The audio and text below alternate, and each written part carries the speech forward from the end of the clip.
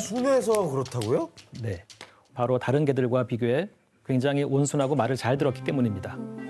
똑똑해. 개를 위한 우주복이 암컷용만 제작된 것은 암컷들이 수컷에 비해 더 온순했기 때문이고요. 아, 그렇구나. 그런데 라이카는 후보견들 가운데서도 가장 차분하게 강도 높은 우주비행 적응 훈련을 해냈기 때문에 최종적으로 선발됐던 겁니다. 그래서 근데 라이카는 지구의 무사 귀환을 어떻게 잘 했나요? 못했죠. 네, 안타깝게도 라이카의 비행은 처음부터 편도로 예정되어 있었습니다. 처음부터요? 네, 당시에는 인공위성을 지구 궤도에 이르게는 할 수 있었지만 안전하게 지구 표면으로 돌아오게 만드는 기술까지는 없었거든요. 그래서 소련은 라이카가 실려있는 식량과 산소로 일주일 정도로 버틴 후 산소 결핍으로 자연스레 숨지기를 바랬죠. 하지만 온도 조절 장치가 손상되면서 캡슐의 온도가 급상승했고 안타깝게도 라이카는 몇 시간밖에 버티지 못하고 죽고 말았습니다. 그럼 이게 윤리적으로 문제가 될 수 있잖아요, 교수님. 아마 지금이라면 그런 문제를 제기하는 사람들이 더 많았을 텐데요. 네, 50년대에는 그렇지 않았던 것 같습니다. 진짜 뭐. 어쨌든 뭐 이런 발사 때문에 미국이 지금 위축된 상황인데 가만히 있고만 있을 나라가 아니거든요, 미국이. 네, 미국도 반격에 나섰습니다. 네. 소련이 스푸트니크 1, 2호를 발사한 바로 그 해 1957년 12월 미국도 벵가드라는 로켓을 발사합니다. Vanguard. 성공했나 보네. 그래도 같은 해네. 그러니까. Dawn, December 4th, 1957. This is the time set to fire TV3. 무조건 해내라 그랬나 보다. 자존심 상했으니까 무조건 해야죠.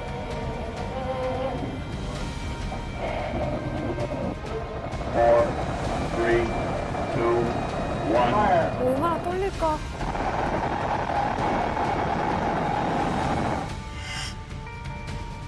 근데 올라가자마자 폭발하는 거 아니야? 아유 맞아. 그랬던 것 같아.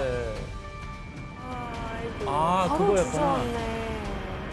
뱅갈.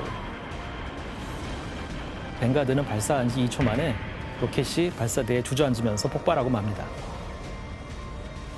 연료 탱크의 압력이 너무 낮아서 벌어진 폭발 사고였죠. 좀 충격적이네요. 원래 계획에 의하면 미국은 1958년 초에 인공위성을 쏘아 올릴 계획이었었어요. 근데 57년에 소련이 먼저 성공을 하니까 부랴부랴 급하게 예정에 없던 발사를 하면서 문제가 생겼던 거죠. 그냥 천천히 하지. 아, 우리 여유로운 나라인데 너무 급하게 했다. 너무 의식했네. 미국은 벵가드가 발사되는 12월 6일 언론을 모아놓고 발사 장면을 실시간으로 공개했는데 어떡해. 결과적으로 이 참담한 광경을 함께 지켜보는 상황이 됐습니다.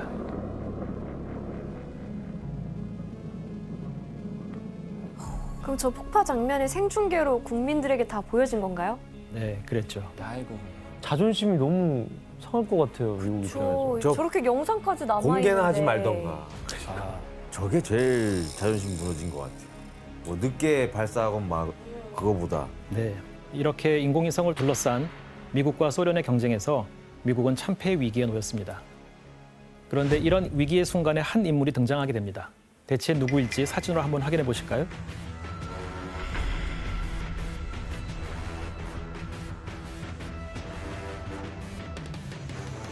누구예요? 국장님 아니세요? 이거 왠지 나사 국장님 같으시네. 뒤에 로켓 엄청 네. 많네.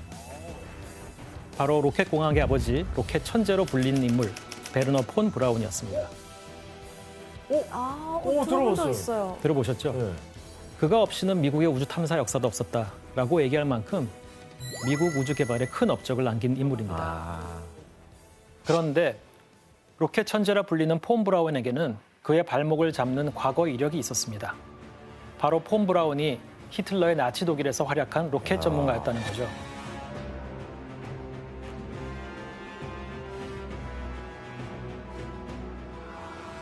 그것도 2차 세계대전 당시 사용된 살상 무기를 만든 장본인이었다는 겁니다. 진짜. 특히 그가 탄생시킨 군사 목적으로 개발된 최초의 장거리 탄도미사일인 V2 로켓은 2차 세계대전 당시 유럽 곳곳을 쑥대밭으로 만들기도 했습니다. 야, 저런 거 어떻게 만들었지? 주로 벨기에하고 런던에 폭탄이 투하됐었는데요. 민간인이 많이 희생됐었습니다. 위협적이네. 그러니까 위력이 엄청나다는 게 느껴져요. 하체가 없어요. 아유, 그분이 직접 개발한 걸 전쟁에서 쓴 거 몰랐네.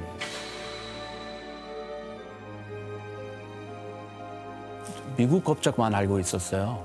독일에서 전쟁 썼던 로켓 직접 개발한 사람인 걸로 잘 못 배워가지고 좀 충격적이네요. 안 알려줬나 보네요. 그냥 나사 뭐 훌륭한 인물이다 이런 거 배웠어요. 네, 그런데 이런 폰 브라운이 어떻게 미국으로 건너갈 수 있었을까요? 1945년 4월 나치 독일의 폐쇄기 짙어지자 히틀러의 사망 소식이 들려왔고 곧 나치 독일도 패망하고 말았습니다. 이후 미국과 소련은 앞다투어 전쟁에서 활약한 나치 독일의 과학자나 기술자들을 포섭하려고 나섰는데요. 이때 폰 브라운이 자신의 로켓 개발팀과 함께 미국에 항복한 겁니다. 그렇게 폰 브라운을 비롯한 100명이 넘는 나치 독일의 로켓 과학자들이 미국으로 건너오게 된 거죠. 미국 입장에서 엄청 이득이겠네요. 네, 그랬던 겁니다. 그렇다면 미국으로 건너온 폰 브라운은 어떤 일을 했을까요? 바로 뭐 로켓 이제 개발하겠죠? 로켓 개발, 인공위성 띄우려고 했겠죠. 네, 맞습니다. 미국이 그토록 간절히 원했던 일, 소련과의 우주 경쟁에서 꼭 필요했던 것, 바로 인공위성 발사를 성공시킨 일이었죠. 1958년 1월 31일 미국은 익스플로러, 탐험가란 이름의 위성을 발사하는 데 성공했습니다. 익스플로러의 발사는 폰 브라운이 이전에 개발한 로켓을 개량해서 장착한 덕분에 가능한 일이었죠. 이 위성은 소련의 스푸트니크 1호, 2호에 이어 세계 세 번째 인공위성으로 기록됐죠. 미국이 구겨진 자존심을 조금이나마 회복한 순간이었습니다. 이후 미국의 우주 탐사는 아주 중요한 순간을 맞게 됩니다. 사실 소련의 인공위성 발사 성공 이후에 워싱턴 정치권에서는 미국의 우주 계획을 총감독하는 국가적 우주기구가 필요하다는 목소리가 나왔거든요. 그 결과 1958년 10월 1일 미 항공우주국 나사가 탄생하게 된 겁니다.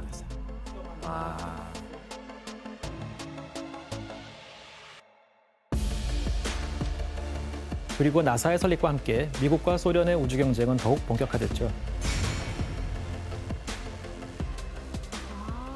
그러면 나사라는 기관은 소련과의 경쟁에서 생겨난 거라고 할 수 있겠네요? 네, 그렇다고 볼 수 있습니다.